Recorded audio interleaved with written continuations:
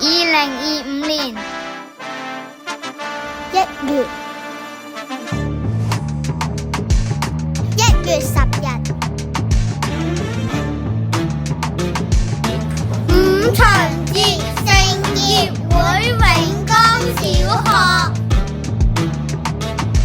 小小奧運會。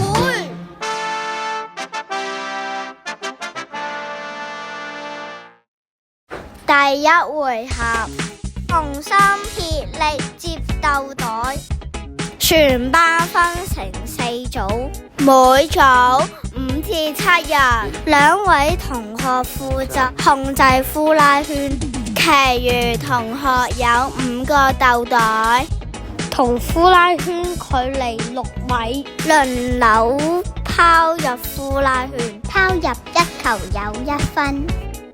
拋得唔準唔緊要，攞住呼拉圈嘅同學可以移動去接豆袋。第二回合，穿越大繩跑，每班有2位同學負責擺繩，其餘同學要排隊跑過去。冇棘到繩，順利跑過去有1分。如果有信心，可以幾位同學一齊跑過去。限時4分鐘。第3回合，接力穿梭跑，每班分成4組，每組5至7人。第1位同學手持膠圈，跑去對面繞個雪糕筒，跑返嚟交俾下一位，一個來回可得1分，限時4分鐘。注意唔好偷步。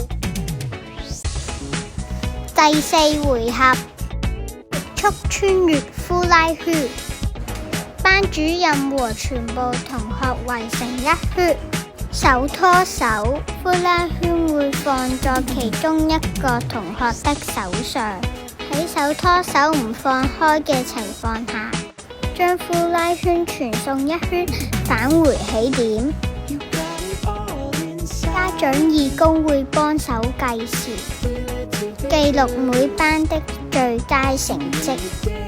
除此之外，仲會有動感校園安排嘅神秘項目。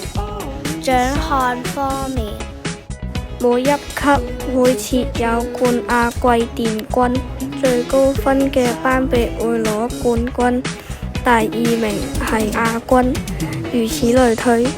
比賽獎品豐富，冠軍可獲得火炬獎杯，每位同學亦可得火炬貼紙。